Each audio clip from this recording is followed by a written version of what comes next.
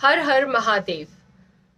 अब हम शिव महापुराण के रुद्र संहिता का पाठ करते हैं।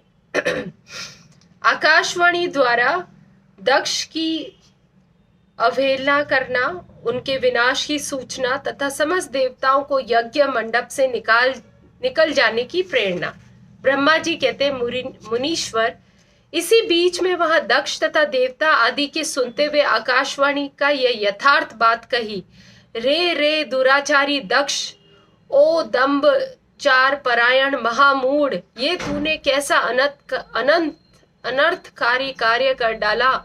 ओ मूर्ख, शिव भक्त राज दधीच के कथन को भी तूने प्रमाणित नहीं किया, जो तेरे लिए सब प्रकार से आनंददायक और मंगलकारी था। वे ब्राह्मण देवता तुझे दुस्सह श्राप देकर तेरी यज्ञशाला से निकल गए, तो भी तुझ मूढ़ ने अपने मन में कुछ नहीं समझा। उसके बाद तेरे घर में मंगलमयी सती देवी स्वयं पधारी, जो कि तेरी पुत्री थी, किंतु तूने उनका भी परम आदर नहीं किया। ऐसा क्यों हुआ? ज्ञान दुर्बल दक्ष, तूने सती और महादेव जी की पूजा नहीं की, ये क्या किया? मैं ब्रह्मा जी का बेटा हूं, ऐसे समझकर तू व्यर्थ ही घमंड में भरा रहता है और इसीलिए तुझ पर मोह छा गया। वे सती देवी ही सत्य पुरुषों की आराध्य देवी है अथवा सदा आराधना करने योग्य है। वे समस्त पुण्यों का फल देने वाली है, तीनों लोकों की माता है, कल्याण स्वरूप और भगवान शंकर के आधे अंग में निवास करने वाली है। वे सती देवी ही पूजित होने पर सदा सौभाग्य प्रदान करने वाली है। वही महेश्वर की शक्ति और अपने भक्तों को सब प्रकार से मंगल देती है।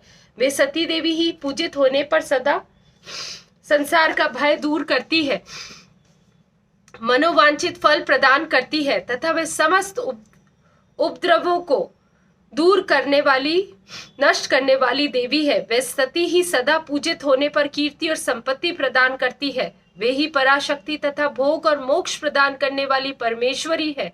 वे सती ही जगत को जन्म देने वाली माता, जगत की रक्षा करने वाली अनादि शक्ति और प्रलय में जगत का संहार करने वाली है। वे जगन माता सती ही भगवान विष्णु की माता रूप से सुशोभित होने वाली तथा ब्रह्मा, इंद्र, चंद्र, अग्नि एवं सूर्य देव आदि की जननी मानी गई है। वे सती ही तप, धर्म और दान आदि का फल देने वाली है। वे ही शंभु शक्ति महादेवी है तथा दुष्टों का हनन करने वाली परम शक्ति है। ऐसी महिमा वाली सती देवी, जिनकी सदा प्रिय धर्मपत्नी है, उन भगवान महादेव को तूने यज्ञ में भाग नहीं दिया। अरे तुझ जैसा मूढ़ और कुविचारी है। भगवान शिव ही सबके स्वामी तथा परत परमेश्वर है। वे समस्त देवताओं के सम्यक सेव्य है और सबका कल्याण करने वाले हैं। इन्हीं के दर्शन की इच्छा से सिद्ध पुरुष तपस्या करते हैं और इन्हीं के साक्षात्कार की अभिलाषा मन में लेकर योगी लोग योग साधना में प्रवृत्त होते हैं। अंततः धन, धान्य और यज्ञ याग आदि का सबसे महान फल यही बताया गया है कि भगवान शंकर का दर्शन सुलभ हो। शिव ही जगत का धारण पोषण करने वाले हैं। वे ही समस्त विद्याओं के पति एवं सब कुछ करने में समर्थ है। आदि विद्या के श्रेष्ठ स्वामी और समस्त मंगलों के भी मंगल वे ही है। दुष्ट दक्ष, तूने उनकी शक्ति का सत्कार नहीं किया, इसलिए इस यज्ञ का विनाश हो जाएगा। पूजनीय व्यक्तियों की पूजा न करने से अमंगल ही होता है। तूने परम पूज्य शिव स्वरूपा सती का पूजन नहीं किया।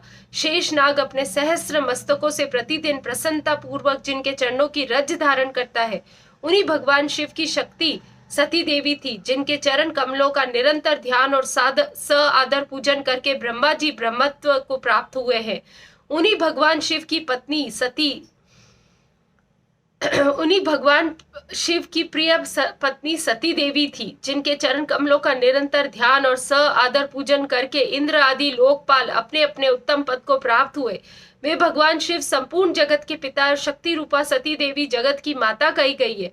मूढ़ दक्ष, तूने उन माता पिता का सत्कार नहीं किया, फिर तेरा कल्याण कैसे होगा?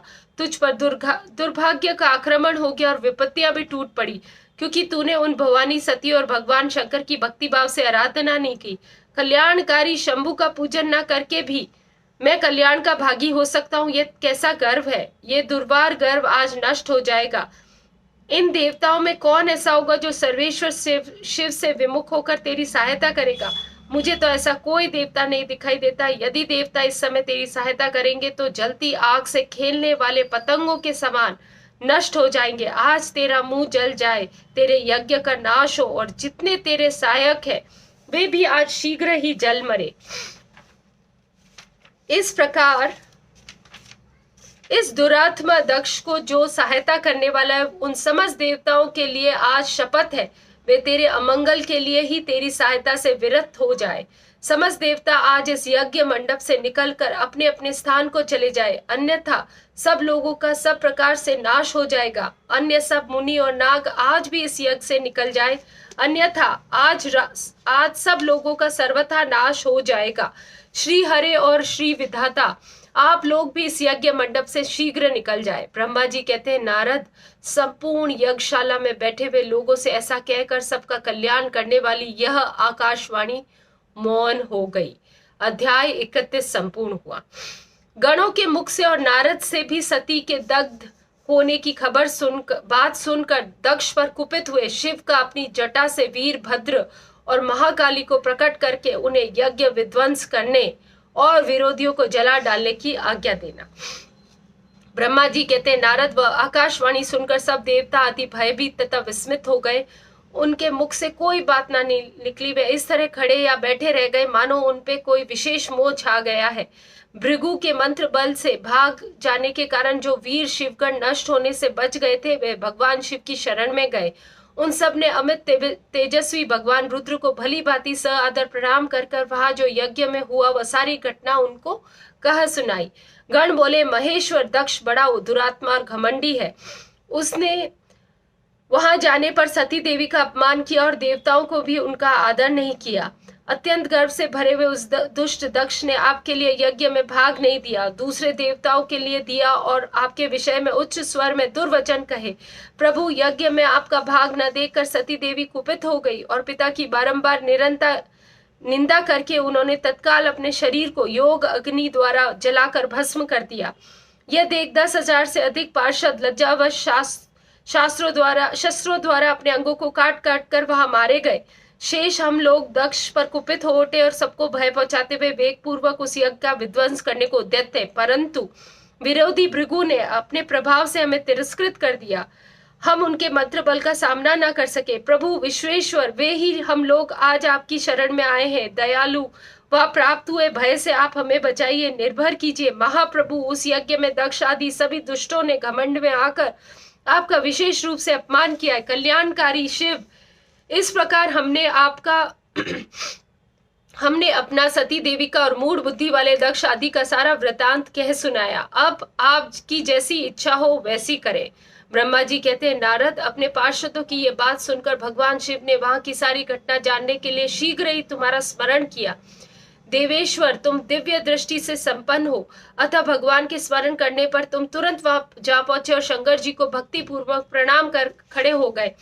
स्वामी शिव ने तुम्हारी प्रशंसा करके तुमसे दक्ष यज्ञ में की गई सती का समाचार तथा दूसरी घटनाओं को पूछा। तात शंभु के पूछने पर शिव में मन में लगाए रखने वाले तुम शीघ्र ही सारा वृतांत तुमने कह सुनाया जो दक्ष यज्ञ में घटित हुआ।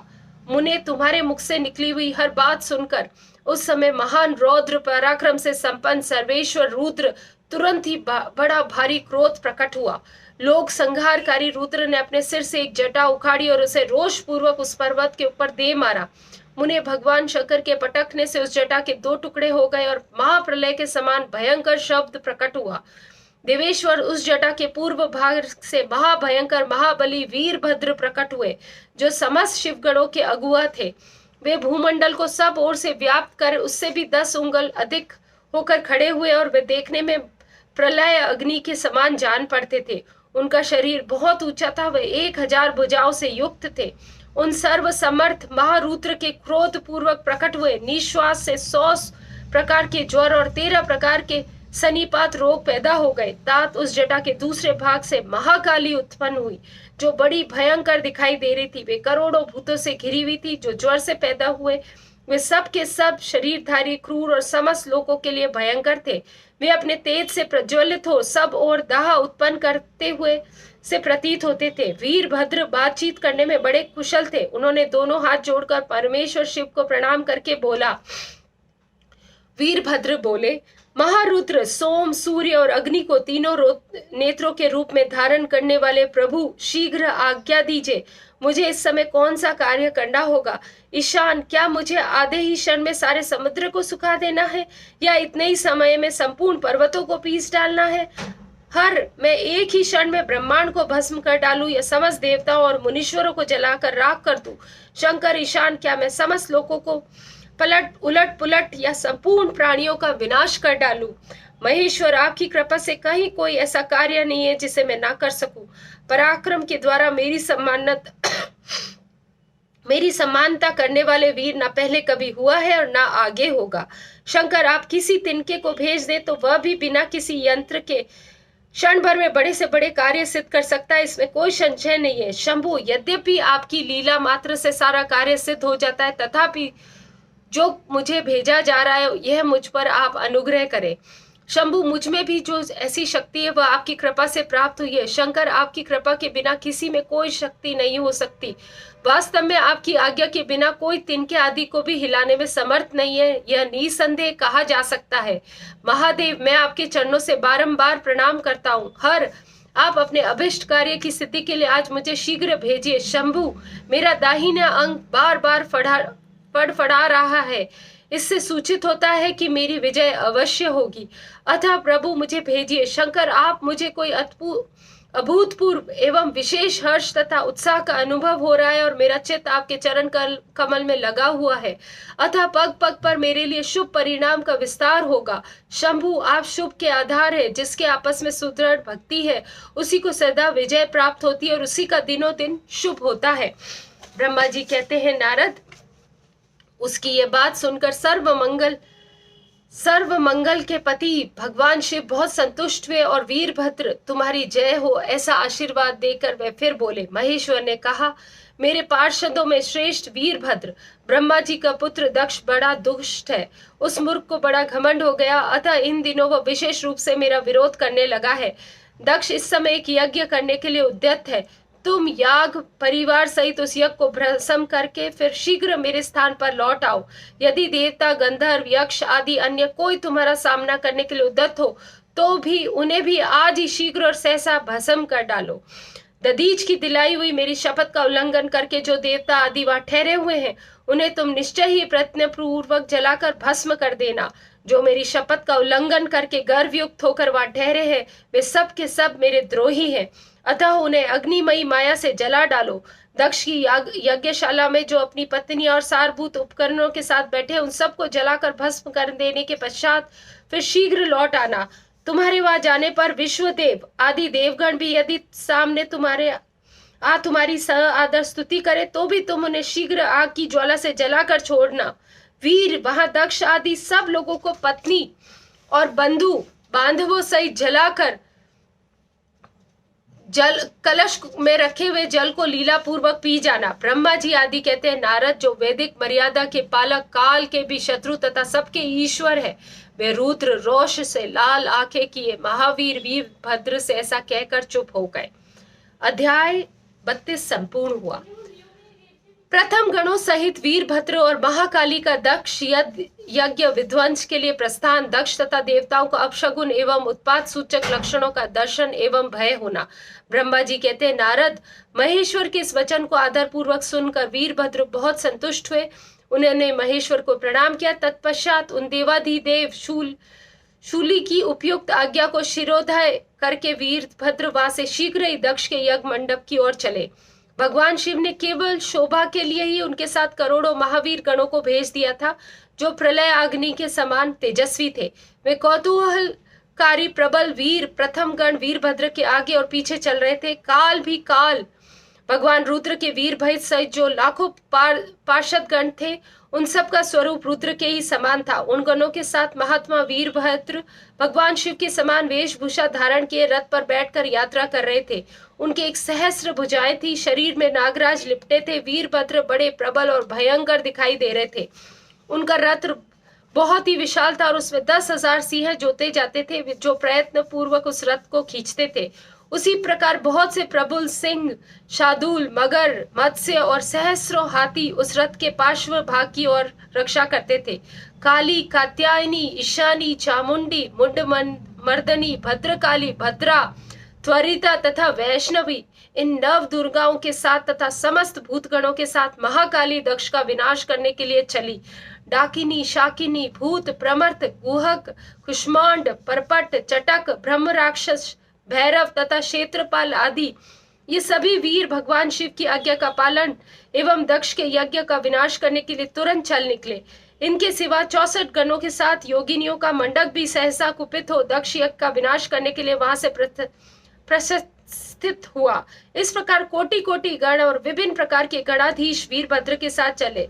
उस समय भोरियों की गंभीर ध्वनि होने लगी, नाना प्रकार के शब्द करने वाले शंख बजने लगे, भिन्न भिन्न प्रकार की सींगे बजने लगी। महामुनि सेना सहित वीरभद्र की यात्रा के समय वहां बहुत से सुखद शकुन होने लगे। इस प्रकार जब प्रथम गणों सहित वीरभद्र ने प्रस्थान किया तब उधर दक्ष तथा देवताओं को बहुत से अशुभ लक्षण दिखाई देने लगे। देवर्षि यज्ञ विध्वंस की सूचना देने वाले त्रिविध उत्पात प्रकट होने लगे। दक्ष की बाईं आंख, बाईं भुजा और बाईं जांघ भड़कने लगी। तात बाम अंगों का यह भड़कना सर्वथा अशुभ सूचक था और नाना प्रकार के कष्ट मिलने की सूचना दे रहा था। उस समय दक्ष की यज्ञशाला में धरती डोलने लगी। दक्ष को दोपहर के समय दिन में अद्भुत तारे दिखने लगे, दिशाएं मलिन हो गई, सूर्य मंडल चितकबरा दिखने लगा, उस पर हजारों घेरे पड़ गए जिससे वह भयंकर जान पड़ता था। बिजली और अग्नि के समान दीप्तिमान सारे तारे टूट टूट कर गिरने लगे तथा और भी बहुत से भयानक अपशकुन होने लगे। इसी बीच में वह आकाशवाणी प्रकट हुई जो संपूर्ण देवताओं और विशेष से दक्ष को अपनी बात सुनाने लगी। आकाशवाणी बोली, ओ दक्ष, आज तेरे जन्म को धिक्कार है, तू महामूढ़ और पापात्मा है। भगवान हर की ओर से आज तुझे महान दुख प्राप्त होगा जो किसी तरह टल नहीं सकता। अब यहाँ तेरा हाहाकार भी नहीं सुनाई देगा। जो मूढ़ देवता आदि तेरे यज्ञ में स्थित है उनको भी महान दुख होगा, इसमें कोई संशय नहीं है। ब्रह्मा जी कहते हैं, मुने, आकाशवाणी की यह बात सुनकर और पूर्वोक्त अशुभ सूचक लक्षणों को देखकर दक्ष तथा दूसरे देवता आदि को भी अत्यंत भय प्राप्त हुआ। उस समय दक्ष मन ही मन अत्यंत व्याकुल होकर कांपने लगा और अपने प्रभु लक्ष्मीपति भगवान विष्णु की शरण में गए। वे भय से अधीर हो बेसुध हो रहे थे। उन्होंने स्वजन वत्सल देवाधिदेव भगवान विष्णु को प्रणाम किया और उनकी स्तुति की। अध्याय 33 और 34 संपूर्ण हुआ। इसके बाद हम कल पढ़ेंगे इसको। हे शिव जी महाराज, बुद्धि भ्रांत से, अज्ञान से या वाचन की त्रुटि से जो भी हमने आपका पूजन किया है उसको आप स्वीकार करें और हम सबको सदाचार से अपने जीवन को संपूर्ण करने का आशीर्वाद प्रदान करें। Thank you, Lord Shiva, for your priceless blessings to lead a better life, to lead a virtuous life. Thank you in full faith. Inhale the blessings. Atma Namaste, everyone.